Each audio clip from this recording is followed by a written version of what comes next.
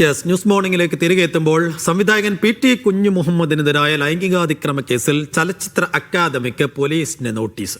Screening കമ്മിറ്റിയിൽ ഉണ്ടായിരുന്നവരുടെ വിശദാംശങ്ങൾ ലഭ്യമാക്കണമെന്നാവശ്യപ്പെട്ടാണ് notice നൽകിയത്.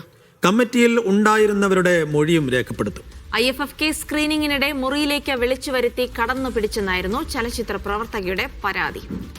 സിജോ വി ജോൺ വിവരങ്ങൾ നൽകും. സിജോ, ഇതുമായി ബന്ധപ്പെട്ട ചലച്ചിത്ര അക്കാദമി പ്രവർത്തകർക്കടക്കം നോട്ടീസ് നൽകിക്കൊണ്ട് കൂടുതൽ അന്വേഷണങ്ങളിലേക്ക് കടക്കുമ്പോൾ നേരത്തെ തന്നെ പോലീസ് റിപ്പോർട്ടിൽ വ്യക്തമാക്കിയിരുന്നത് പി.ടി. കുഞ്ഞു മുഹമ്മദിനെതിരെ ആവശ്യത്തിന് തെളിവുണ്ട്, CCTV ദൃശ്യങ്ങളൊക്കെ ഉണ്ട് എന്ന് തന്നെയായിരുന്നു. അപ്പോൾ കൂടുതൽ തെളിവെടുപ്പുകളുടെ ഭാഗമാണ് ഇപ്പോൾ ഈ നോട്ടീസ്.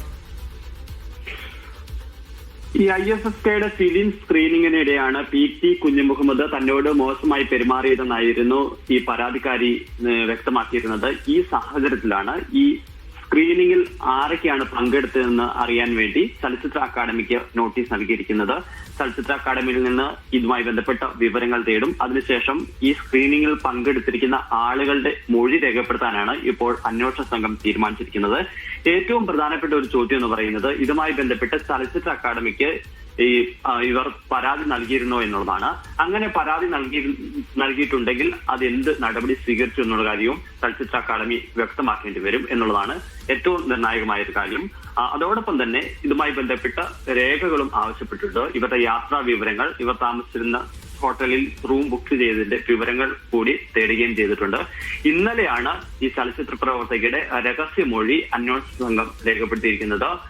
അതോടൊപ്പം തന്നെ നിരവധി തെളിവുകളും കന്റോൺമെന്റ് പോലീസ് ശേഖരിച്ചിട്ടുണ്ട്. അതിൽ ഏറ്റവും പ്രധാനപ്പെട്ട കാര്യം എന്ന് പറയുന്നത് ഇവർ പരാതിയിൽ പറയുന്ന സമയത്ത് പി.ടി. കുഞ്ഞു മുഹമ്മദും അതോടൊപ്പം തന്നെ ഈ ചലച്ചിത്ര പ്രവർത്തകയും ഒരേ ഹോട്ടലിലുണ്ടായിരുന്നു. അതിന്റെ CCTV ദൃശ്യങ്ങൾ അന്വേഷണ സംഘം ശേഖരിച്ചിട്ടുണ്ട്. അതോടൊപ്പം തന്നെ ഈ ഹോട്ടലിലെ ചില രേഖകളും പിടിച്ചെടുക്കുകയും ചെയ്തിരുന്നു. ഇക്കാര്യങ്ങളൊക്കെ ഈ പരാതി സാധൂകരിക്കുന്നതാണ് എന്നുള്ള ഒരു റിപ്പോർട്ടാണ് അന്വേഷണ സംഘം കോടതിയിൽ സമർപ്പിക്കുകയും ചെയ്തിരിക്കുന്നത്. അടുത്ത ദിവസം പി.ടി. കുഞ്ഞു മുഹമ്മദിന്റെ മുൻകൂർ ജാമ്യാപേക്ഷ കോടതിയുടെ പരിഗണനയിൽ വരുന്നുണ്ട്. അതിനു മുമ്പ് പരമാവധി തെളിവുകൾ ശേഖരിക്കുകയാണ് കന്റോൺമെന്റ് പോലീസ്. ശരി, സിജോയാണ് വിശദാംശങ്ങൾ നൽകിയത്.